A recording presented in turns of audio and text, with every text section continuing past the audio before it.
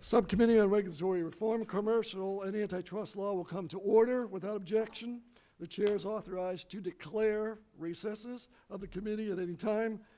We welcome everyone to today's oversight hearing for the Antitrust Enforcement Agencies, Federal Trade Commission's Bureau of Competition, and the Department of Justice Antitrust Division, and I now recognize myself for an opening statement. Welcome to this hearing with the Federal Trade Commission's Bureau of Competition and the Department of Justice Antitrust Division, the agencies that help consumers by protecting the free market.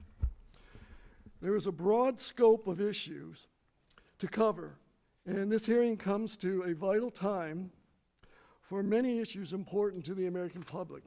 Americans are concerned about the high cost of prescription drugs.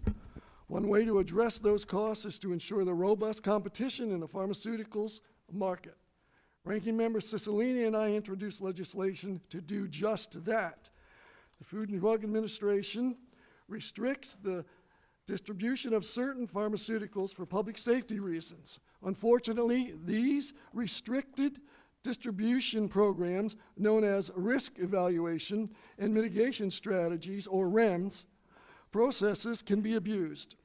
They can be used as a pretext for branded manufacturers to deny generic manufacturers access to needed samples for testing, thereby delaying generic entry into the market. This can keep prescription drug prices artificially high. Data shows that generic competition can reduce the price of branded drugs by more than 85%. Even if the FDA does not require a REMS process for a drug, the manufacturer can voluntarily restrict distribution through contracts with distributors or specialized pharmacies. That Act would ensure that generic manufacturers get access to samples so they can get to the market. The bill would allow generics to sue branded manufacturers to obtain an injunction requiring them to provide the needed samples. The FTC has provided substantial technical assistance to the committee in support of this important bipartisan effort, and we are grateful for their helpful feedback. I look forward to hearing from Commissioner Simons about why passing this bill should be a priority. We would love to deliver this win for consumers before the end of this year. Another area of interest is DOJ's pending review of antitrust consent decrees, including 2 long-standing consent decrees governing music licensing. The Antitrust Division is currently reviewing all of its consent decrees to reduce the amount of ongoing government regulation of otherwise private markets. While I applaud the DOJ and Assistant Attorney General Del Rahim efforts reviewing antitrust consent decrees, I am concerned of negative effects to the music industry if those consent decrees are terminated, and I'll repeat that, if they are terminated without an alternative in place. It is logistically difficult for music buyers to identify all the rights owners for millions of songs, each with multiple copyright holders. Accordingly, performance rights organization, or PROs, were developed long ago to bundle composition licenses and sell them to music buyers at blanket rates.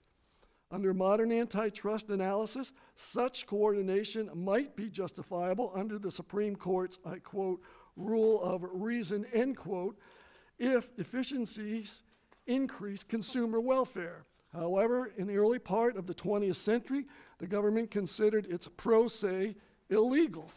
In 1941, DOJ sued the first PROs, the American Society of Composers, Authors, and Publishers, ASCAP, and Broadcast Music Incorporated, BMI. The 2 PROs entered into a consent decrees still in existence today that allowed them to operate but impose conditions designed to prevent abuse.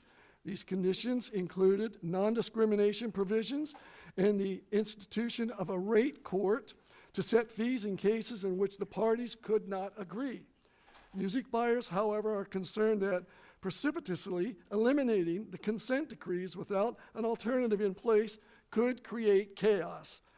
The recently enacted Music Modernization Act, MMA, contains a provision requiring DOJ to notify Congress before seeking the termination of the music decrees. I would like Mr. Delarang to tell us what specifically he believes his obligations are under this new law and his vision for the future of the music consent decrees. I am also concerned that foreign countries may be misusing competition law to disadvantage American companies. Recent reports have identified problems, including a lack of due process and a failure to protect intellectual property rights in areas such as technology and pharmaceuticals. I would like to hear from our witnesses on how we can ensure American businesses do not get taken advantage of. There are many other issues to discuss that I and other committee members will bring up in our questions. I thank the witnesses for appearing and look forward to hearing from them today.